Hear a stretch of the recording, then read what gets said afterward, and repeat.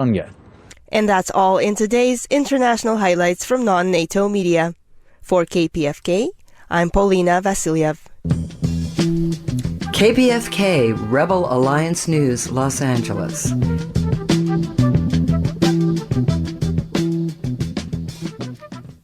Activism in Action with Shankar Singam explains the block invasion tactic pioneer here in California during the Trump administration's immigrant crackdown and used as recently with protests against LA City Council member Kevin De Leon and previously with former Los Angeles District Attorney Jackie Lacey.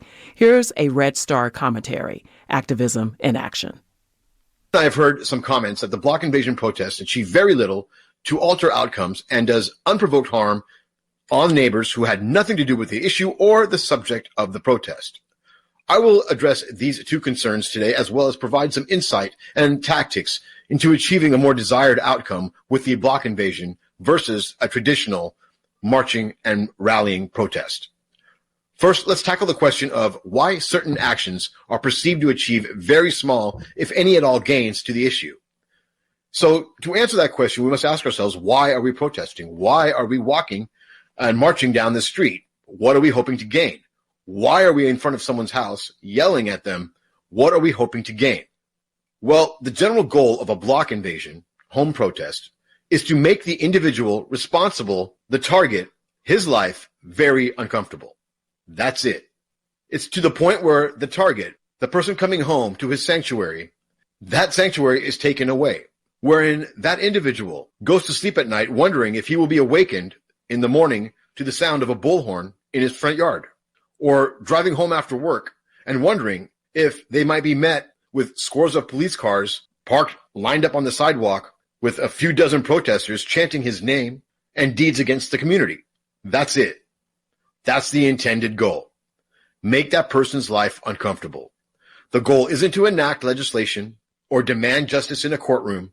The goal of a block protest is to make the subject of the protest uncomfortable, so much so that they consider leaving. The second part of the question is the unprovoked harm to the neighbors. The neighbors will be upset at your presence.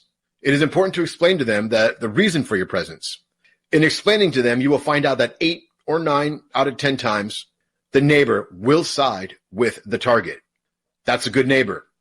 Regardless of their personal feeling about the subject or why you are there, this neighbor has to live next to the subject and will side with them definitely. It is important that the neighbors know exactly why you are there, as it sets up the target to be admonished at a later time. And it exposes the target to perhaps some sympathizing or uninformed neighbors.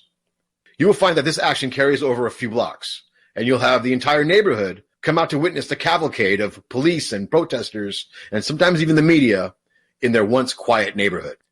If you have achieved both of the above outcomes of making the individual uncomfortable and the neighborhood aware of the person living on their block is a sociopath, excellent job. It's only a matter of a few weeks before that person, at the behest of his neighbor's request or hopefulness, put up their home for sale. And this is where the truly desired effect of the block invasion takes root and blossoms. Putting a home on the market allows potential buyers to view the home's location, the neighborhood, as well as find out as much information about the home before purchasing. How many people are going to buy a protest house? How many people are going to buy a home that was once scorned by thousands and that is easily identifiable and found online for more protesters to show up unaware that the previous owner had sold it? As the months go by, the target of the block invasion will drop the asking price of the home. And as the value of his house decreases, guess what happens to the value of the neighbors' homes that defended him? Now you've hit them where it counts, in the wallet. Here are some tactics for a successful home invasion. 1, do not camp out or set up a tent in the neighborhood. Hit and go home. Come back the next day, 2 days later, next week. Hit it for a couple of hours, then leave.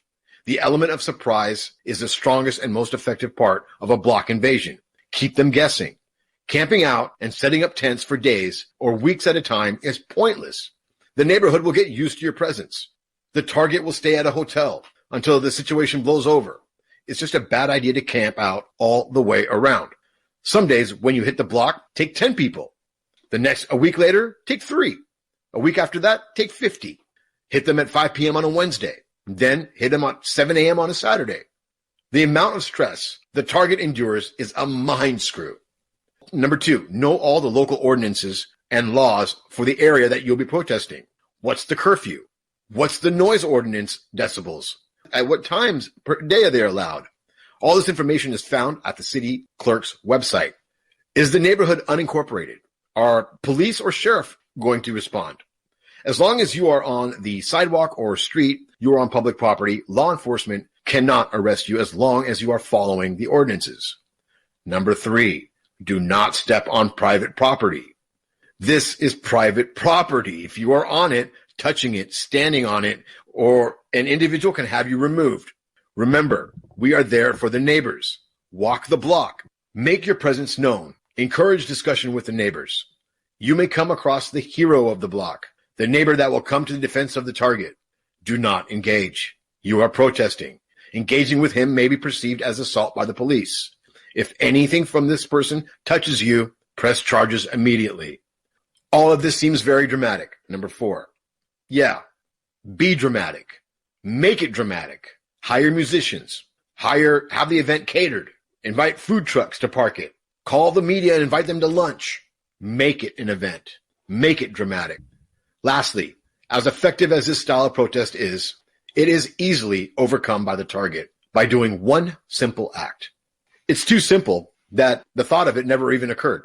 In all of the block invasions I've done over the years, this has happened twice and resulted in an end to the protesting of someone's home. And what could this dubious and powerful act by the target is that stopped dozens of protesters from destroying the peace and tranquility of the neighborhood? Why, it's simply come out and talk with us. If a target chooses to engage in discussion, it is important to listen to why the target did what they did and the reasons why and the choices they had. If it is all laid out, nobody can blame or protest said target. Unfortunately, this is a rarity. That's all I got. Back to you.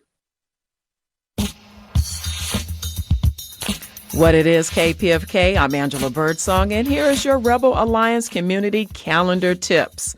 Village Well Books and Coffee brings Stayed on Freedom, a conversation on the history of Black Power with author Dan Berger, along with panelists Robin D.G. Kelly, Michael Simmons, and moderator and KPFK Rebel Alliance news contributor Tande Sizwe Shamarenga. Sunday, March 5th, 6 p.m. at Village Well Books, 9900 Culver Boulevard, Suite 1B in Culver City. Visit villagewell.com under events for more information. Range Projects Gallery celebration of Black history continues with the Wild West Side exhibit by Gabe Galt, sharing his portraits of Compton cowboys. Opening Friday, March 3rd at Range Projects Gallery, 3718 West Slauson Avenue in Los Angeles, 6 to 9 p.m. and Saturdays, 3 to 7 p.m. Call 323-528-6839 for more details. Julia Smith is the curator. It's going down with Margaret Love, Lester Lands, and the New Breed Band at Roscoe's, 730 East Broadway in downtown Long Beach, Friday, March 3rd. Well, those are our tips for today. I'm Angela Birdsong with More Than a Sparrow Productions. You've been listening to KPFK Rebel Alliance News.